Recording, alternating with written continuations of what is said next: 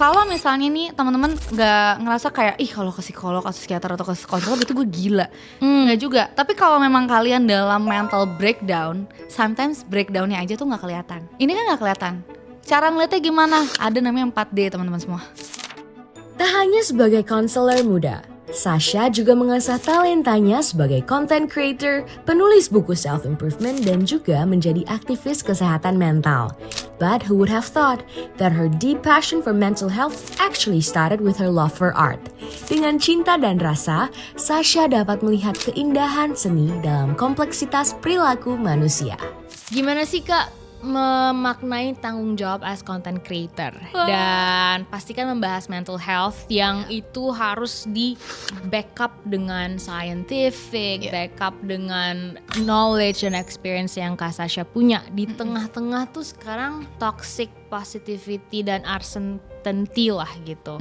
Apalagi cancel culture dan lain-lain. Kalau terlalu positif banget itu namanya toxic positivity dan kita tidak menghargai diri kita sebagai orang yang punya emosi.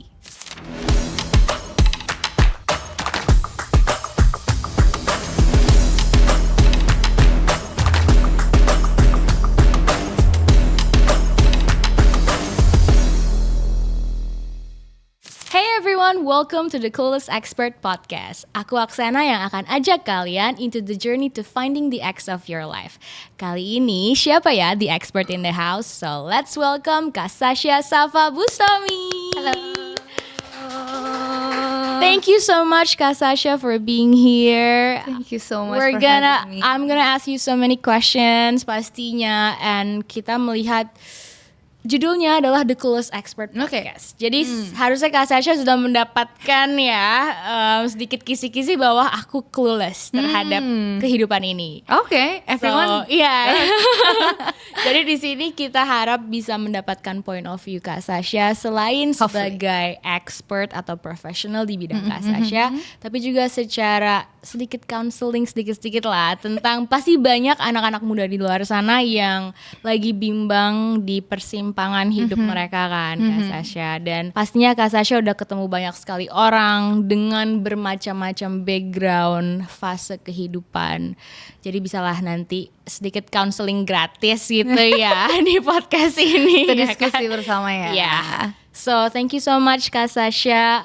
Di sini aku sebagai the clueless, Kak Sasha sebagai the experts gitu kan. Jadi aku pasti akan memberikan Kak Sasha pertanyaan-pertanyaan. Nanti Kak Sasha boleh bantu jawab yang kita natural aja gitu ya kita Kak Sasha, belak-belakan aja gitu. Oke. So sebelum kita mulai, boleh nggak jelasin selain yang kita kenal Kak Sasha di luar sana ya, tapi dari Kak Sasha sendiri sih, siapa sih sebenarnya Kak Sasha Safa Bustami itu? Oke, sebelumnya terima kasih sudah mengundang aku ke sini, teman-teman semua. Kenalin, nama aku Sasha Safa Bustami. Aku bukan keluarga dari Ahmad Bustami.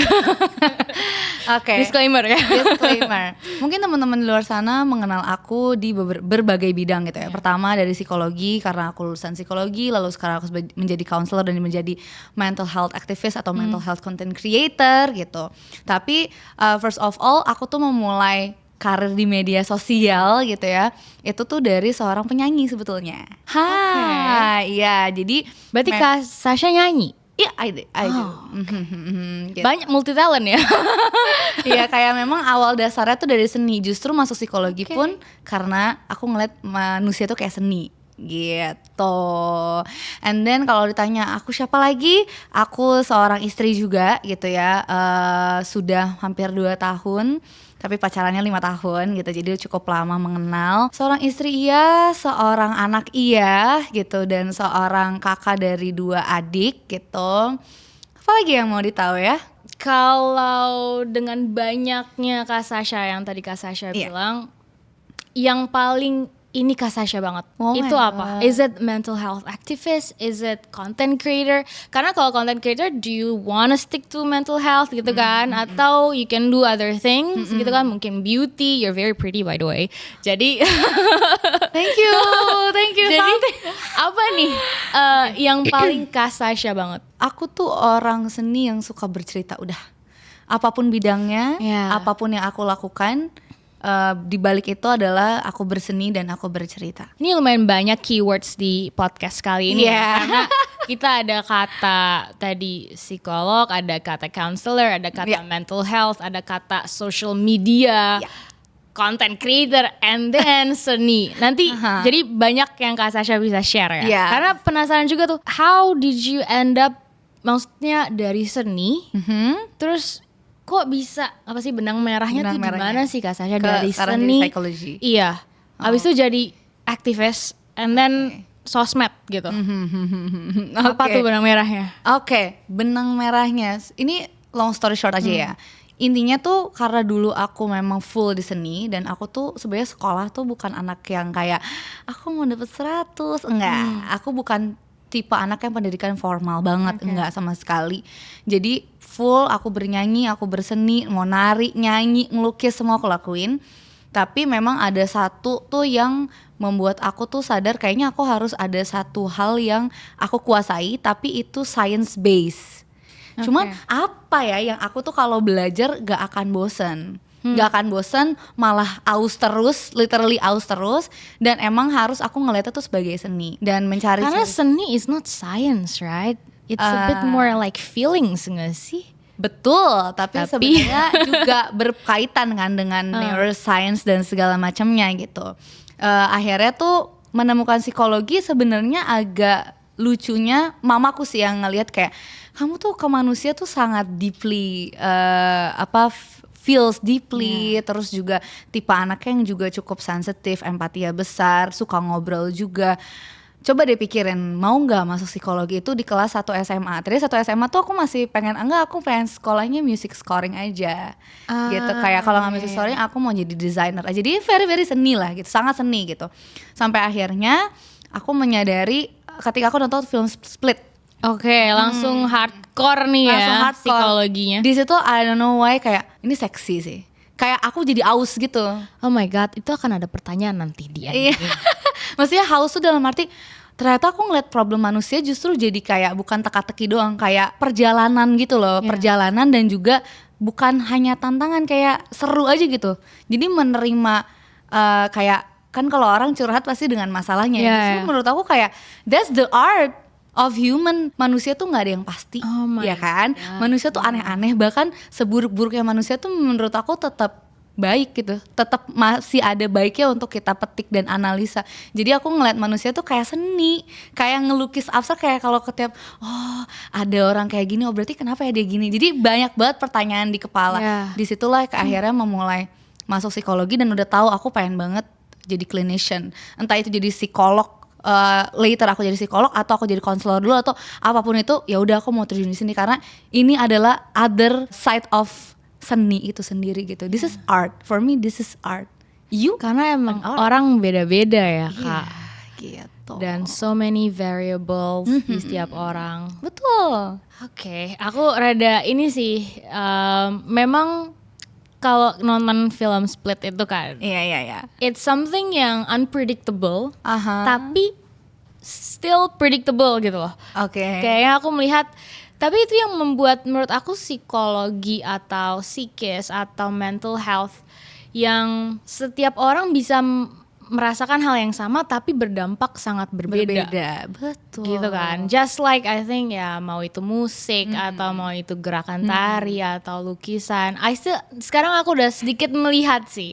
Walaupun benangnya agak aneh. Iya. Kesini. Iya gitu dan ya, itu jauh sih Kak. Maksudnya dalam hal ketika kakak tadi bilang music atau music scoring itu kan praktisi ya. Maksudnya technical gitu. Yeah.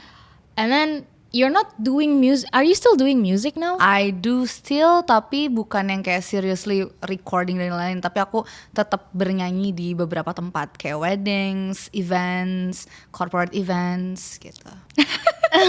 Sebelum kita lebih lanjut, aku mau nanya, which one do you like more? I do like all, karena ini lucu ya sebenarnya. Jadi waktu kecil aku tuh inspirationnya itu adalah 3 orang, 3 artis besar. Pertama adalah Agnes Monica, kedua Dian Sastro, ketiga Rosa. Mereka Wow, tuh berat senil, ya. agak berat. Tapi inspirationnya tuh bukan kayak aku mau jadi sehebat mereka. Amin kalau bisa gitu ya. Ini kan berusaha aja ya kan, manusia aja bisa berusaha gitu ya. Tapi kalau Agnes Mo udah pasti ya dengan free soul-nya dia, terus dengan suara dia yang matang, artistiknya dia sebagai penyanyi itu juga kental banget. Itu satu. Itu soal musik lah ya. Terus yang kedua adalah tadi Dian Sastro dan Rosa. Mirip. Kenapa? Mereka dua-duanya tuh punya 2 bahkan 3 bidang yang berbeda dan berjalan bersama. Dian Sastro tuh kan dia filsafat, orang filsafat kan. Terus dia sempat jadi dosen juga, terus dia juga pemain film, terus dia jadi ibu juga. Jadi kayak I'm inspired by a woman yang punya banyak pekerjaan tapi linear, agak-agak linear tapi kayaknya enggak sih, tapi linear. Filsafat linear juga dengan kita mempelajari manusia dan mempelajari perfeeling money ya kan. Gitu. Dan Rosa juga sebenarnya dokter kan dia, masuk ke dokteran, terus dia sebagai ibu juga, terus dia sebagai penyanyi juga. Jadi kayak aku terinspirasi untuk membuat diri aku memiliki lebih dari satu bidang, tapi tetap berkaitan. Seni pun dalam psikologi ada. Oke. Gitu, tetap selaras. Aku penasaran nih Kak, kenapa mental health? Karena kan psikologi banyak ya, ada for children, ada banyak lah gitu. Kenapa fokus ke mental health? Karena mental health itu, I'm not sure ya, apakah mental health itu dirasakan oleh anak-anak juga untuk semua. Tell me more about apa sih mental health itu yang dipandangkan Kak Sasha? Mental health is psychology. Oke. It's psychology.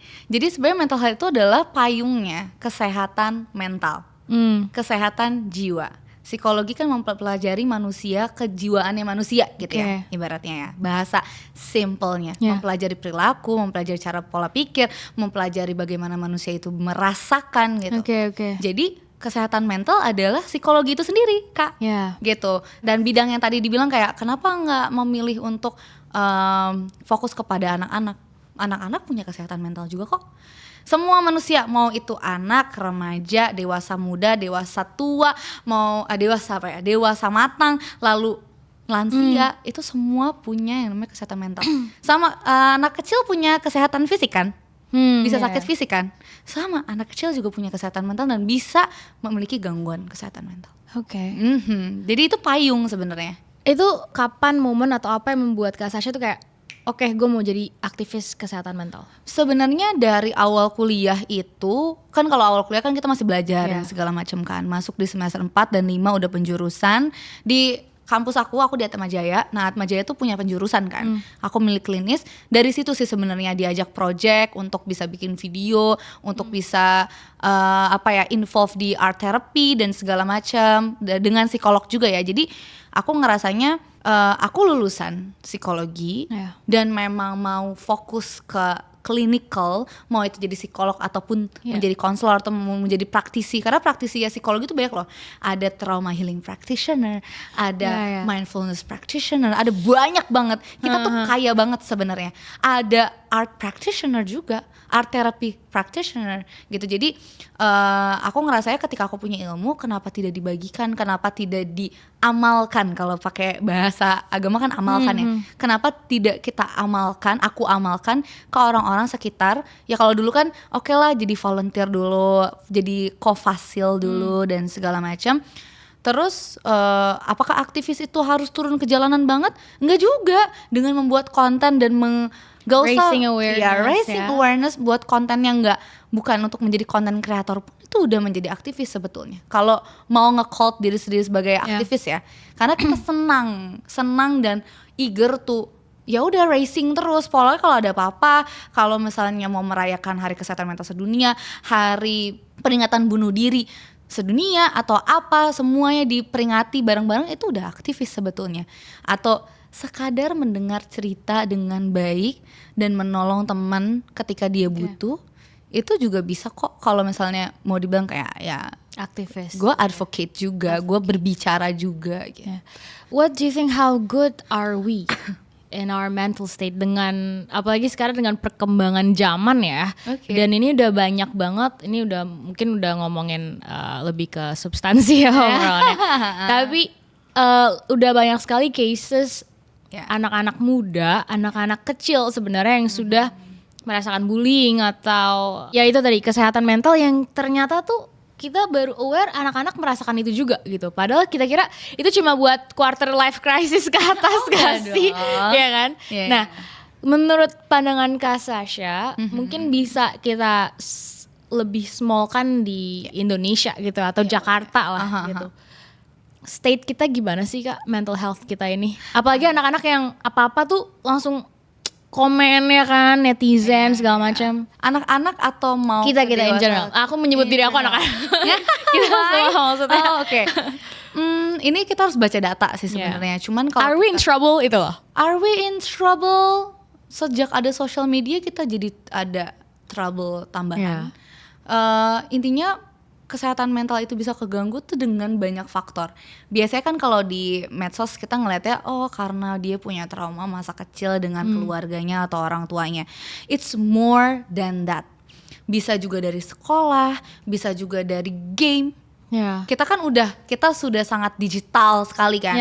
Bisa dari game, bisa dari media sosial, bisa dari lingkungan bekerja, bisa dari lingkungan kuliah, bisa juga dari bagaimana kita receiving hal-hal yang ada di sekitar kita gitu. Jadi itu berpengaruh lah semuanya. Tergantung setiap orangnya seperti apa, tergantung lingkungannya, tergantung keluarganya juga, itu penting. Tapi kalau ditanya sekarang apakah in danger, aku tidak bisa menjawab karena aku tidak punya data. Tapi yang bisa aku jawab adalah kita lihat aja sih, politics itu juga mempengaruhi, ekonomi atau financially secara negara pun bisa mempengaruhi. Ini sorry banget jadi bahas kesini, tapi itu mempengaruhi banget. Tiba-tiba serius ya? Sosial karena dirimu bertanya kan, danger atau enggak kita lihat aja di sekeliling kita gitu. Sosial, secara sosial apakah kita bersosial media sehat atau enggak? Pekerjaan apakah secure atau enggak, uncertainty-nya banyak banget kan. Terus juga keluarga, belum lagi tanggungan untuk bisa berkembang terus gitu. Jadi dan medsos juga mempengaruhi banget. Kayak contoh kamu scrolling, kita scrolling apa? Story deh. Story kan kita tahu ya ini teman-teman kita gitu. Kita tap next, yang satu lagi galau abis putus cinta, yang satu next lagi pergi sama mantannya, sama pacarnya, sorry sama pacarnya atau sama ada oh iya itu boleh sih, ya nggak apa itu gitu. Yang jari udah gatel. Ya itu udah inilah ya, udah nggak bisa tahan untuk ketemu ya, nggak apa. Terus mungkin yang satu lagi dia abis gagal apa segala macam. Setiap tap itu emosinya beda kan. Secara nggak langsung ke kita pun begitu. Apalagi sekarang ada yang sponsor tiba-tiba itu nggak tahu nih kenapa bisa ada muncul di gue gitu kan. Bener. Jadi medsos juga berpengaruh. Jadi kalau ditanya are we in danger, ask yourself, are you in danger? Belum lagi capitalism, belum lagi toxic productivity, belum lagi berusaha untuk menjadi seperti competing with others. Cuma memang dari yang tergantung. Aku itu lumayan opening my mind sih sampai tadi kepikiran banyak banget bukan items tapi topik-topik yang menjadi yang affecting people's mental health gitu kan. Dan I think it's very important di saat yang seperti ini for us just to be nicer and kinder to everyone kayaknya. At least to yourself. Wow. Sometimes kita enggak. Sometimes kita very hard on ourselves. Okay, ngomongin ourselves. How good are you with your mental health? Oke, aku pakai persentase. Boleh. 80% I'm very well. 20% lagi di fase transisi karena sebelumnya aku bekerja full time job gitu ya, yang mana security-nya ada secara financially, terus juga network-nya jelas kayak kita ketemu sama teman-teman kantor dan segala macam. Aku extrovert jadi itu cukup impacted gitu. Terus itu 20%-nya dan kebingungan lain tentang kehidupan ini gitu ya. Banyak adjustment itu 20%. 80%-nya I'm very well. Anyway, aku diagnose juga gitu dari psikolog dari tahun 2020 sebagai obsessive compulsive behavior dan juga sempat depresi tahun 2023. Jadi aku tuh tiap 2 bulan sekali itu ke psikolog untuk kayak check up gigi gitu, check up apapun, check up mata gitu. Nah itu sama, aku check up mental ke psikolog gitu. Jadi sekarang 80% very well karena aku merasa mungkin ini jadi space untuk aku belajar istirahat. Istirahat aja harus belajar loh. Sometimes ada orang yang suka istirahat kan. Terus belajar istirahat, ada waktu luang untuk keluarga, terus juga untuk diri sendiri, terus juga bisa explore dengan hal-hal yang mungkin selama ini pengen dilakuin tapi belum bisa, sekarang bisa dilakuin. Jadi lagi happy, I have to say I'm happy and content, tapi 20%-nya it's life. Gak mungkin kan kita hanya happy doang dalam hidup ini gitu. Oke. Dengan tadi just shortly karena ini not in part of the questions tapi I wanna know. It's okay. Nanti dimarahin sama tim. Oke. Boleh explain just a little bit apa tadi impulsive apa? Obsessive compulsive. Apa Kak? Obsessive compulsive. Obsessive compulsive. Pernah dengar OCD? Iya. Iya, rapi banget. Itu OCD. Iya, tapi sebenarnya yang di sosial itu tidak selalu benar dan tidak begitu benar. Ya, karena aku tahu OCD ngerapi-rapihin ya kan, habis itu ngunci pintu berkali-kali.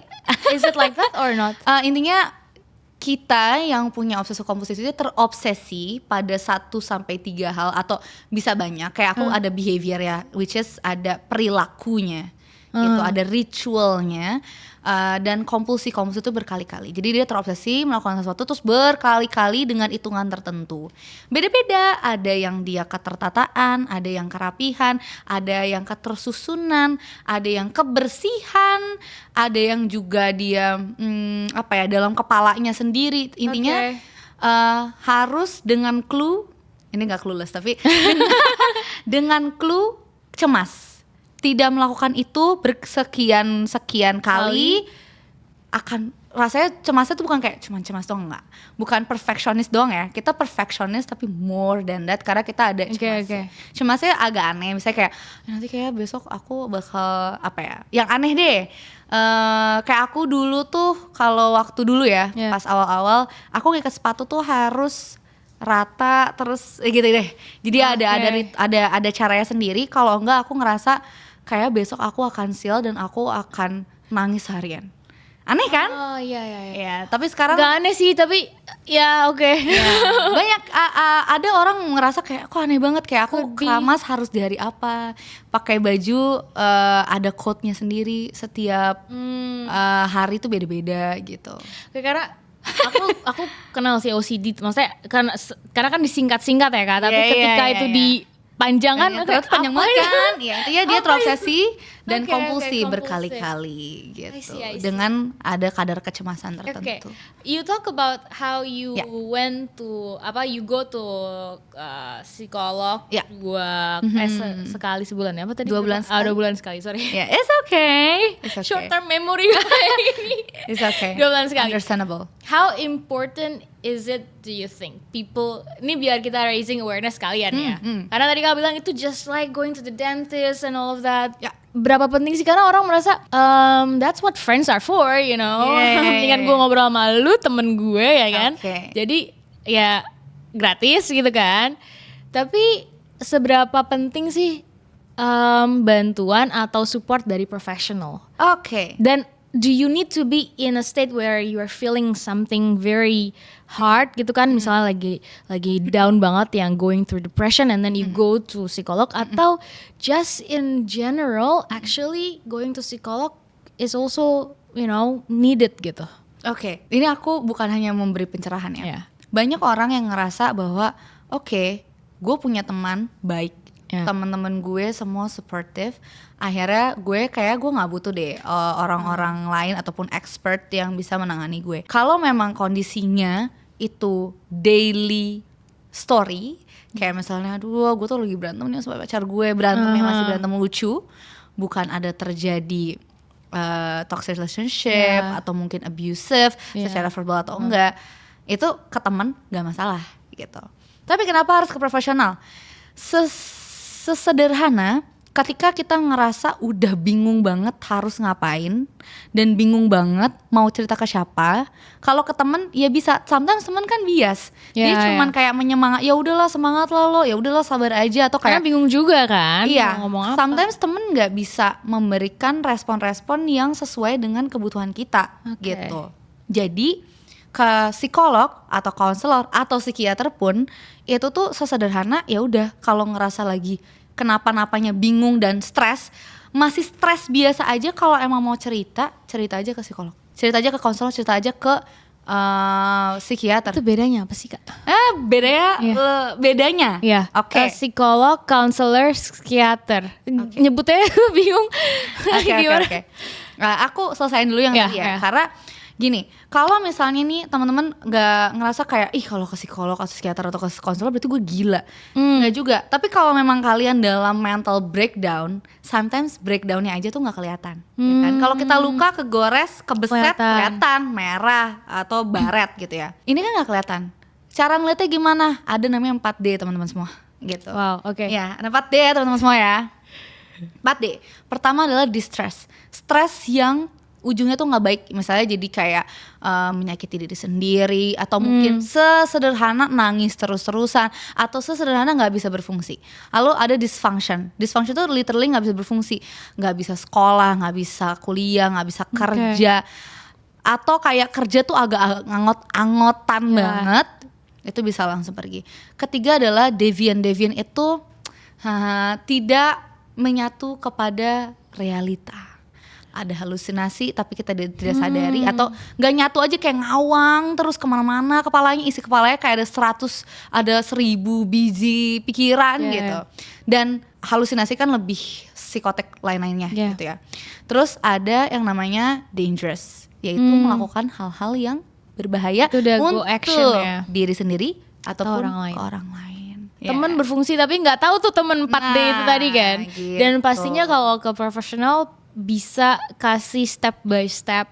Iya. Bisa diskusi dan benang merahnya akan dilurusin bareng-bareng sih. Bedanya apa tadi Kak? Bedanya apa? Oke, gini. Kita mulai dari yang basic. Basic tuh psikolog dan psikiater ya. Karena kalau konselor itu bentuknya ada banyak. Psikolog itu berdasarkan pendidikan psikologi. Dia pendidikannya 4 tahun. Lalu 2 tahunnya lagi menjadi psikolog umum. Kalau mau jadi psikolog klinis dewasa atau klinis anak atau sosial dan lain-lainnya, nambah lagi spesialis gitu. Sama mirip kayak psikiater. Psikiater itu basicnya adalah kedokteran, bukan psikologi.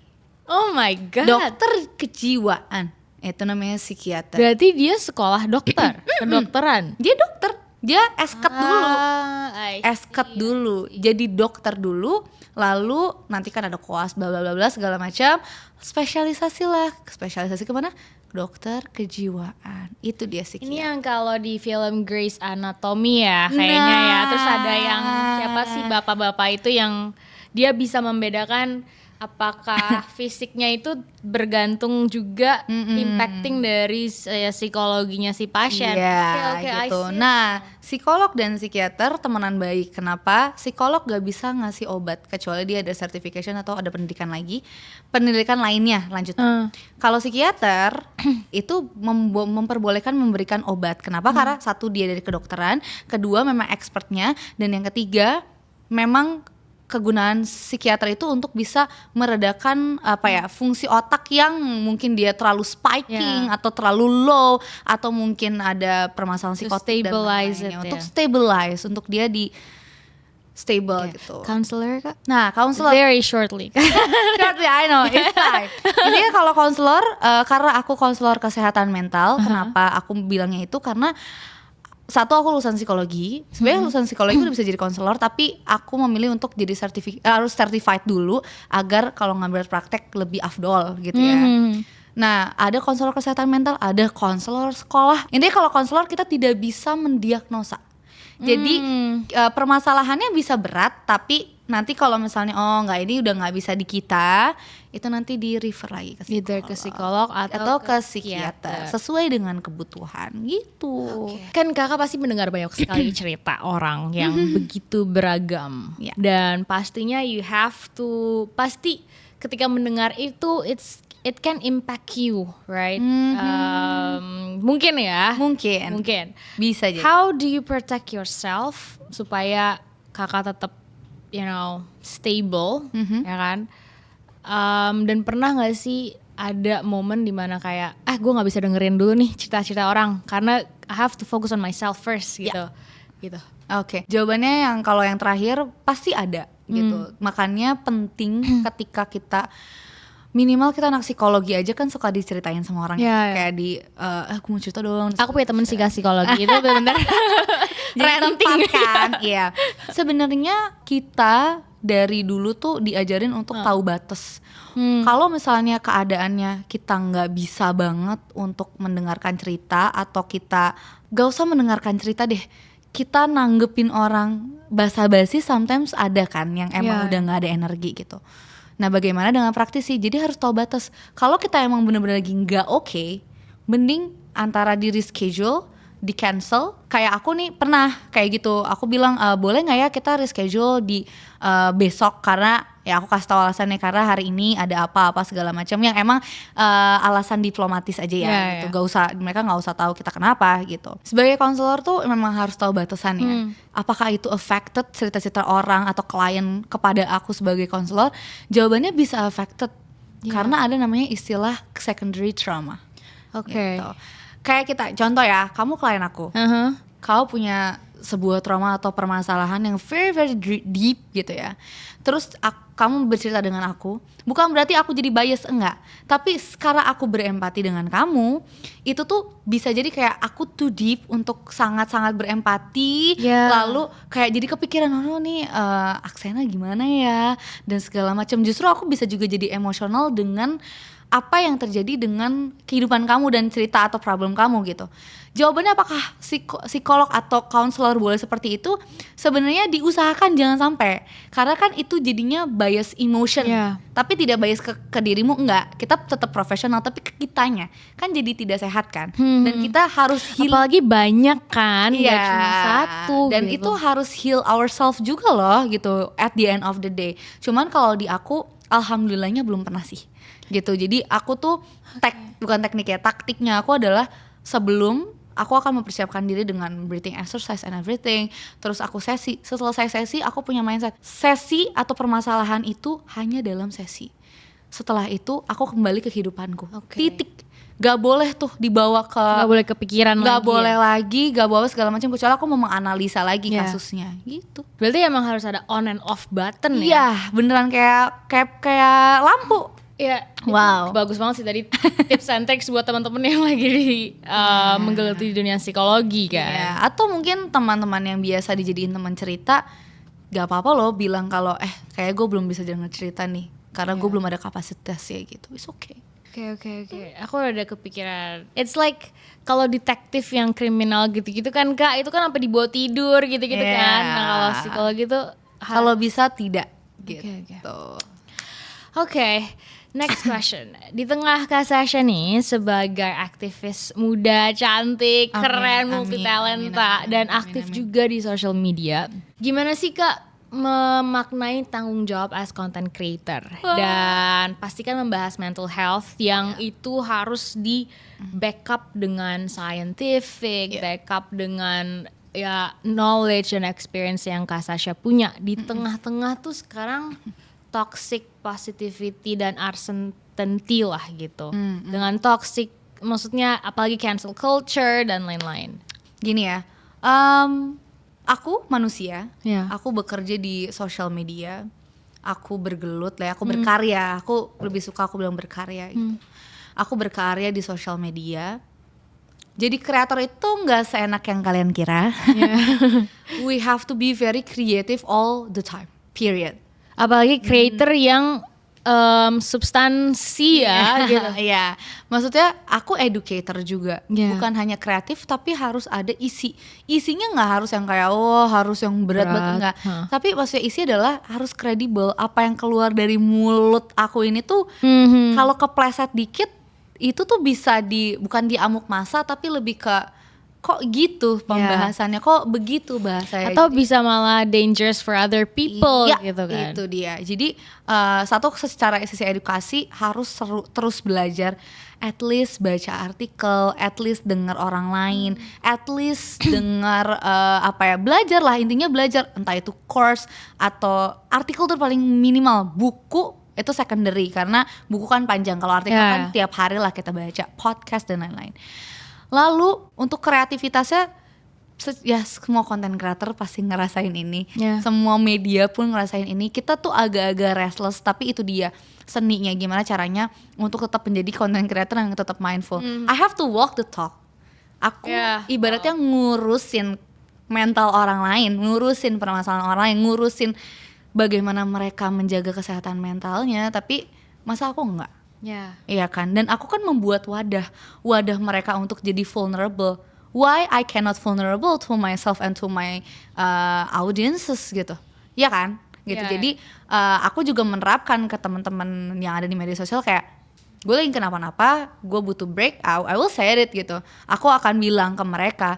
Jadi ya mereka pun boleh begitu karena kita vice versa lah. Jadi itu bukan hanya sebagai content creator doang. Dan tadi soal toxic positivity atau dengan sekarang ada cancel culture dan segala macam, lebih ke arah yaudah pilih-pilih informasi. Terus kalau toxic positivity tendensinya untuk seorang yang membicarakan kesehatan mental kan kayak oh ya kita dan aku punya konten afirmasi, you know afirmasi kan yang kayak I'm beautiful, I'm thankful, I'm grateful and everything gitu. Itu kan sangat positif kan. Kalau terlalu positif banget itu namanya toxic positivity dan kita tidak menghargai diri kita sebagai orang yang punya emosi.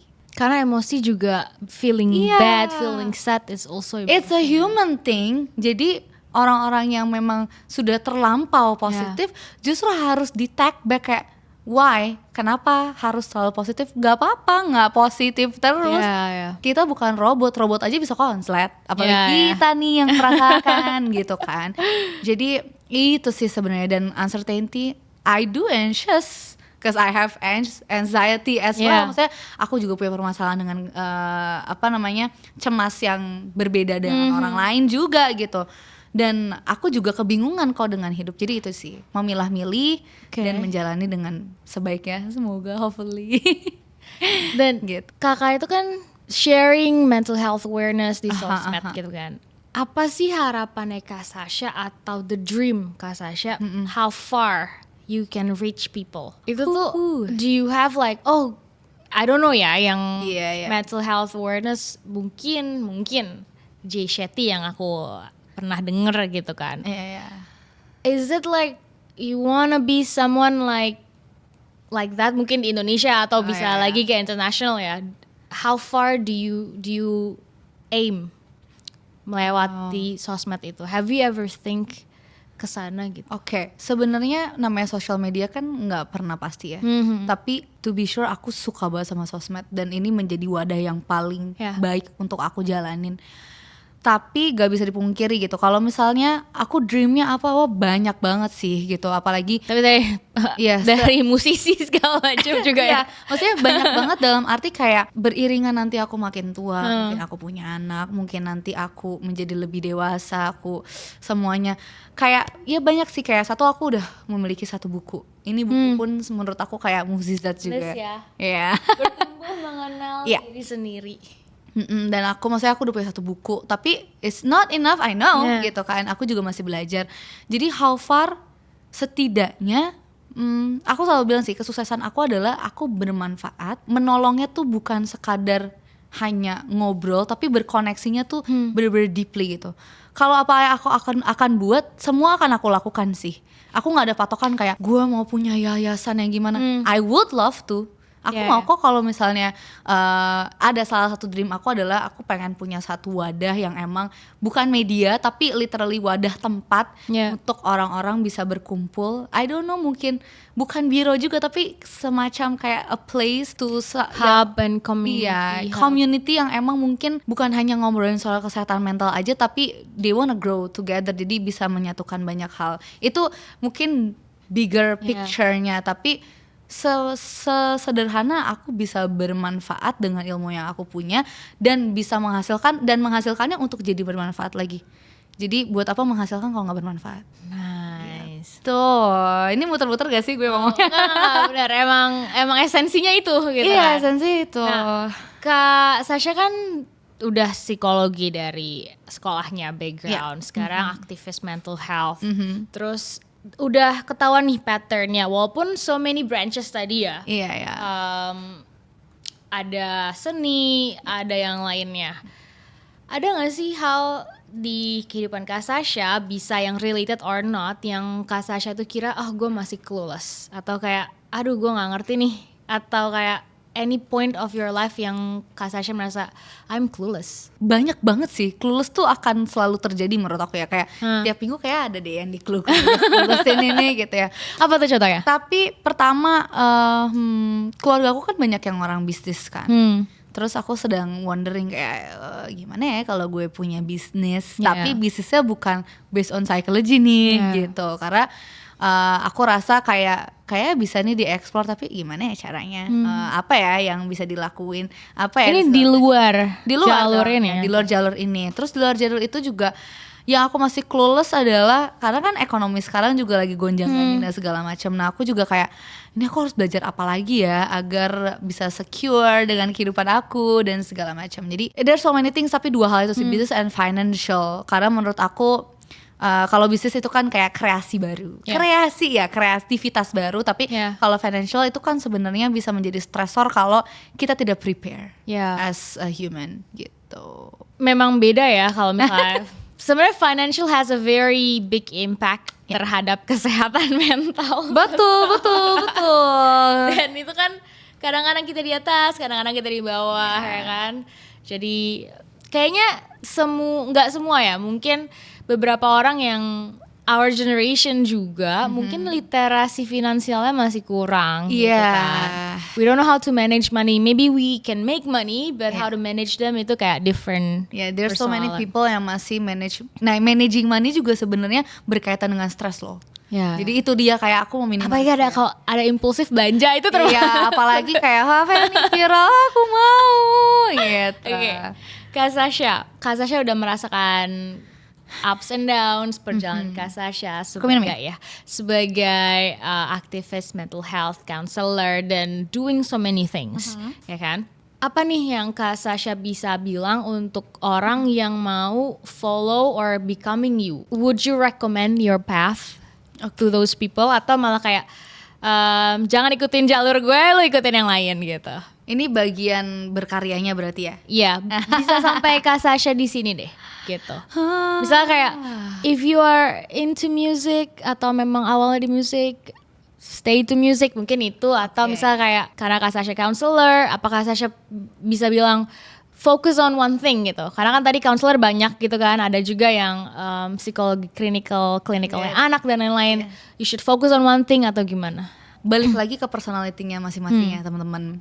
Tapi kalau emang ngerasa kayak inspired to be counselor, inspired to be psychologist, that's very good. Kita juga membutuhkan rekan-rekan yang bisa ibaratnya mengumandangkan atau menginformasikan, mengedukasikan mengenai kesehatan mental lebih luas lagi. Indonesia tuh sangat luas dengan banyaknya sosioekonomi gitu kan ya. That's good.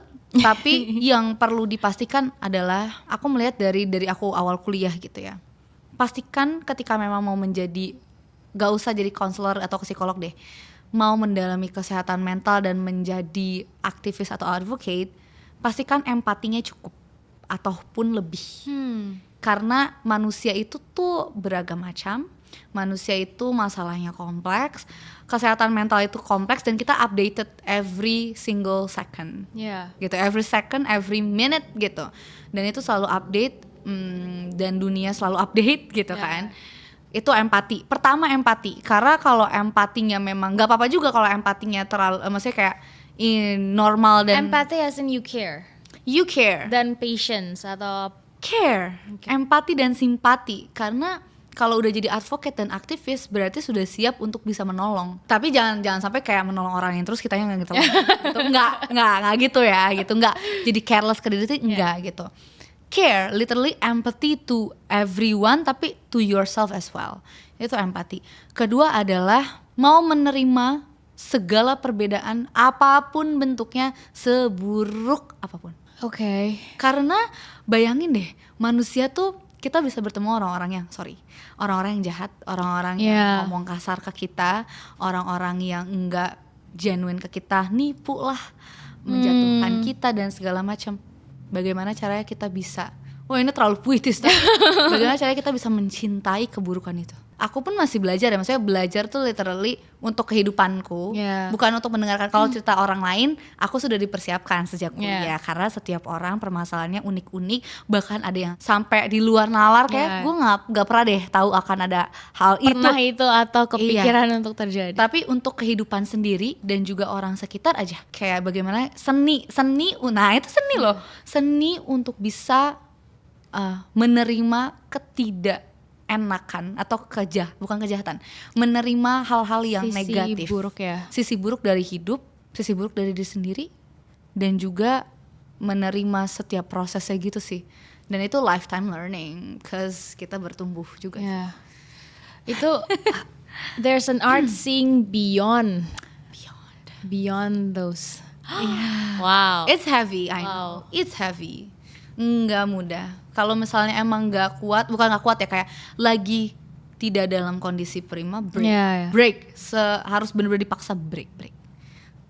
Karena if you are not well, how can you help other people? Right? Exactly. Bagaimana kita mau nolong orang lain kalau kita aja nggak nolong diri sendiri?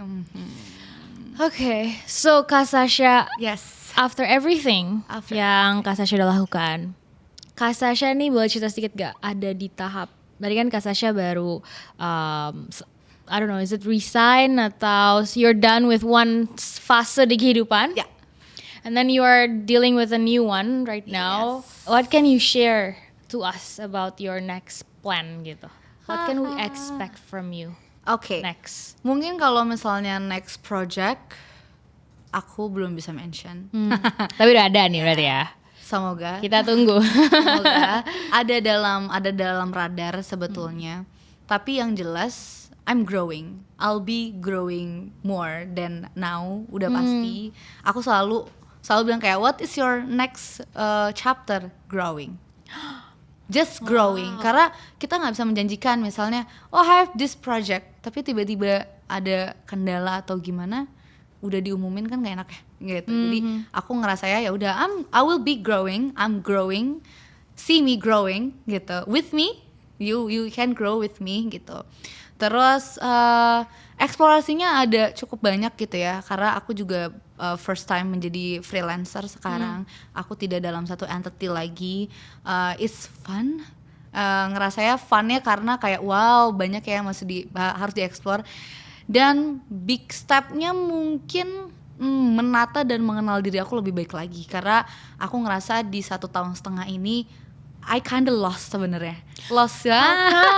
How come? Ya banyak hal sih yang terjadi, tapi lostnya tuh lebih tepatnya kayak ternyata apa yang aku kira aku sudah baik belum juga ya gitu. Baik tuh dalam arti baik tuh literally kind to myself, karena at some point I'm kind to myself, ternyata enggak gitu. Jadi that's why aku bilang kan aku belajar istirahat. Jadi aku pengen menata hidup aku lebih baik lagi untuk tahu porsi istirahat dengan baik. Belajar istirahat tuh bukan ternyata ya, aku tahu theoreticalnya, tapi ternyata untuk orang-orang yang sangat banyak mau istirahat tuh menjadi option yang kayak gue udah istirahat deh, ternyata belum.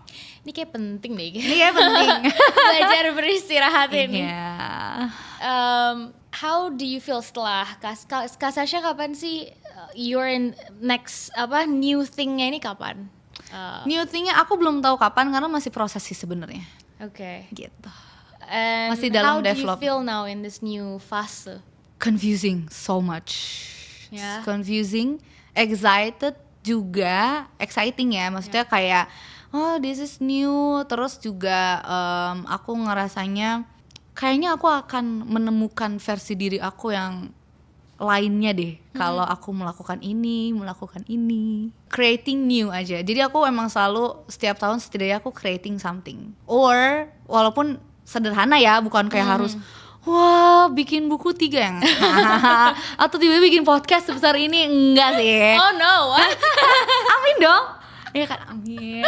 Enggak, kata sebesar ini, ya ampun Kak, ini ya kan tuh jadi nanti bisa jadi besar. Amin, gitu. amin. Ya sesederhana apapun yang sederhana sih sebenarnya, sederhana maupun yang enggak, intinya aku creating and growing. That's the key. Oke. Aku mau pertanyaan terakhir nih. Apa yang Kak Sasha pengen sampaikan 10 tahun Kak Sasha ke belakang? No. To myself. Yeah, to yourself. 10 tahun tuh aku umur berapa sih? 16 ya? Oh my god, that's bad moment sih. 16 tahun Ada lagi high school berarti. high school. Itu kan lagi, karena high school kan mungkin lagi dimana Kak Sasha mempertimbangkan gitu kan. You wanna take music, you wanna take psikolog, itu kan sesuatu yang baru gitu. Were you anxious like, Kak Sasha extrovert? Ya. You call yourself extrovert. Dari dulu udah extrovert atau gimana? Sudah. Memang secara traitsnya memang memang secara traitsnya memang extrovert. Apa yang 10 tahun lalu tuh Kak Sasha mungkin worry, but then now you see that it's not the big of a deal, you know, gitu. Ada gak sih yang Kak Sasha tuh dulu worry gitu? Ada sih. Tapi umur 16 tuh worry-nya agak aneh sih. Atau mungkin college lah, lagi sekolah. Tapi boleh lah 16 tahun lah. Yeah. Karena menurut aku kayak kalau aku bisa balik kayak aku akan tarik, please jangan bodoh. Don't do that. Ya, Apa tapi, nih? Ya intinya gini sih, mungkin apa yang aku bisa bilang, hey Sasha in 16, believe me, you already meet someone that is really care for you, and then bisa menghargai lo sebagai manusia dan sebagai perempuan, dan lo bisa lepas dari toxic relationship yang lo kira lo nggak bisa lepas itu. Wow. Well, thank you for the clap. Tolong di note ya teman-teman. Toxic Toxic relationship. Dan Karena emang lagi momen-momennya ya. bener-bener momennya saat itu. Karena kan SMA ngerasanya kayak Ya, aku nggak bisa hidup tanpa kamu. tapi itu stupid yang harus dilaluin sih. Yeah. Oh, dan satu lagi, no worries, lo menjalani pekerjaan lebih dari satu kok. Lo pengen itu kan? And it's possible. Yeah, it's possible. You living your dream. You living your dream. You living your dream. Tepuk tangan buat Kak Sasha. Tapi benar-benar aku melihat Kak Sasha itu apalagi you break the barrier gitu loh. Maksudnya it doesn't make sense music and psikolog and for me ya, maksudnya sebagai orang general, it doesn't make sense. Tapi kayak dan you are so optimistic yang aku benar-benar impressed dan very menular ya. Amin. Itu amin. you're optimistic that lu nggak perlu put your life in boxes gitu, ya nggak sih? Wow. Aku karena selama ini why I'm clueless karena aku merasa aku hanya melakukan satu hal, aku nggak ngerti hal yang lain dan aku merasa aku harus pindah nih dari satu hal ini ke hal yang lain, tapi it doesn't have to be that way ternyata. Melihat Kak Sasha so positively and optimistically, to be honest, beneran. Karena dan aku baru orang kelima yang duduk di sini. Tapi ketika membahas kegalauan itu, kegalauan, aku pingin ini tapi ternyata realitinya beda, aku jadinya melakukan yang ini. Ada sisi titik balik di mana kayak sesuatu yang terjadi yang negatif atau apa gitu, and it's how they respond. Tapi melihat Kak Sasha tuh nggak perlu terjadi itu, you can do both and you're very cheerful gitu loh doing it. Thank you. Jadi benar amazing banget, so inspiring. Thank you. We can. Yeah, we can. Tapi kalau ngelakuin satu hal and then you are very expert on that, itu oke banget. Karena aku memang dari dulu traitsnya adalah aku kalau ngelakuin hanya satu hal justru functionnya agak kurang. Jadi kayak butuh emang adrenalin junkie juga. Jadi emang butuh satu hal yang kayak mungkin karena ada bosennya. Jadi biar ini biar dua-duanya jalan, tapi porsinya juga kadang yang ini lebih gitu. It's balancing aja sih. Memang multitasking kan, multi-talent, multitasking. Amin. Amazing. Thank you so much Kak Sasha for being here. We're not done yet. Sorry. Kita mau main game. Okay. Jadi selain tadi banyak pertanyaan yang aku tanyakan, nanti aku akan kasih Kak Sasha rapid question. Kak Sasha jawab hit or skip, itu ada kipasnya di situ. Nanti kalau hit is something that you would do, skip is something that you wouldn't do. Oke. First question. Open counseling gratis untuk followers and audience. Hit. Hit dong. Oke, ditunggu ya Kak Sasha. Tapi at some moment aku open kok. Ya? For free, yes. Oke, itu tuh gimana sih kalau online? Aku online semua sih sebetulnya. Jadi memang mereka nanti register terus milih tanggal dan waktu. Gitu. Itu emang harus one on one ya Kak? One on one dong. Kalau enggak itu focus group. Aku ada sharing session juga tapi sebulan sekali. Oke. Kita note ya guys. Ya. Nulis buku fiksi yang jauh banget dari image mental health activist. Could be about romance. Oke. Karena aku suka fiction book. Apa and tuh, science fiction or Kayaknya nggak sampai romance? science fiction aja. Fiction aja. Kayak apa? Drama, romance gitu-gitu. Drama, romance, maybe drama sih gitu. Tapi Oke. ya kan kalau drama pasti ada romance ya kan. Ya drama oke. Oke. Ya. Hit or skip diajak kolaborasi sama musisi untuk buat lagu mengenai mental health. Udah pasti lah ya. Gak usah ditanya. Siapa sih Kak Hit, call me. musisi yang you think inspiring? Atau misalnya kayak Oh banyak. oke, 2 lah. Apa? Indo apa enggak? Indo kali. Terserah apa aja. Aduh, Boleh. kalau- Indo boleh 1. Satu Indo satu enggak ya? Ya. Susah. Yang maksudnya Ya boleh deh. Kalau yang di luar si Billie Eilish udah pasti. oh. Karena dia tuh membuat albumnya tuh kayak fase hidup dia. Ya. Terasa banget Kita dari bisa dia. melihat perbedaannya ya. Ya, dari dia teenager terus Dan dia itu beda banget yang awalnya dia benar-benar black and white Iya, and iya. neon and then they apa sih Very albumnya yang softer terakhir? banget. Iya, ya kan? Iya. Aku nggak tahu deh terakhir dia yang mana. Oke. Terus And then- sama mungkin kalau Indonesia I say Kunto Aji sih gitu ya. Maksudnya I know him in person juga, terus juga gue tahu karya-karyanya dia dan aku ngerasa kayak Mas Aji tuh membuat lagu dan karya tuh beneran gak neko-neko gitu sih. Gitu dan emang gak based on experience dia doang tapi dia berusaha untuk menyampaikan pesannya dengan baik lewat seni ya. Itu It's seni and also. ya gitu. Oke, good to know. Hit or skip dapat kesempatan kerja di luar negeri tapi harus mulai dari awal. Hit. Udah Hit. aku pikir. Wow. Kalau misalnya aku merasa aku punya kesempatan itu dan emang harus mengulang dari awal. Kalau nggak psikologi, That's okay. Jadi apa? Jadi apa deh? Kebun bunga tapi ya kebun bunga oke. Florist fine parah. nggak, ini pertanyaan salah karena she likes everything. I explore And she can do everything and she's open for everything. Tapi emang that's how we should do life. Very optimistic and positive. Oh my god, so happy. Oke, hit or skip dengerin temen lo venting their feelings selama 1 jam penuh. Kebentaran hit. Kebentaran gila teman cuma sejam cerita lo teman tuh nggak lah lebih please 4 jam. Oke. Let's go. Abis itu langsung telepon semua. Ya besok aku ketemu sama teman aku gak mungkin cuma sejam gak sih. Itu kalau kayak gitu penasaran. Kayak gitu you ada feedback atau you dengerin aja sih Kak? Tergantung dia maunya gimana. Tapi Kakak pernah venting gak sih sama temen? Pernah dong. Gantian ya? I'm human dong. Gantian ya lo sekarang. Oke, hit or skip dapet tawaran jadi counselor atau guru BK di sekolah internasional tapi gajinya udah nggak perlu tutup mata aja deh Kakak hidup. Maksudnya gajinya Maksudnya oke. kayak gajinya oke banget jadi Kakak nggak perlu worry. Karena aku tuh salah satu yang naik salah satu ya tadi kan bilang kayak ada nggak sih ada beberapa dream. Salah satunya ada itu kayak kalau emang aku ditakdirkan untuk bisa masuk ke sekolah internasional I would love to. Ya. Gitu. Karena temanku banyak yang guru dan Nah anak-anak kan. I love it. Oke. Hit. Belum ada yang skip loh. Ayo belum ada yang skip Ya, kacau. skip lah, kacau. Nggak, tapi emang itu Kakak tuh kayaknya very optimistic about everything. Kayaknya nggak ada yang skip. Tapi kita lihat ya. Di-invite ke podcast Gossip buat bahas topik mental health tapi yang viral-viral gitu deh, goreng. Kenapa hit? Aku Kenapa? sebenarnya udah pernah, cuman waktu itu videonya korup. Aku nggak bisa bilang dari mana. Nanti aku Oke. Jadi nggak jadi. Maksudnya nggak nggak bisa publish. tayang karena literally korup videonya. Padahal itu bagus banget. Oke. Ya.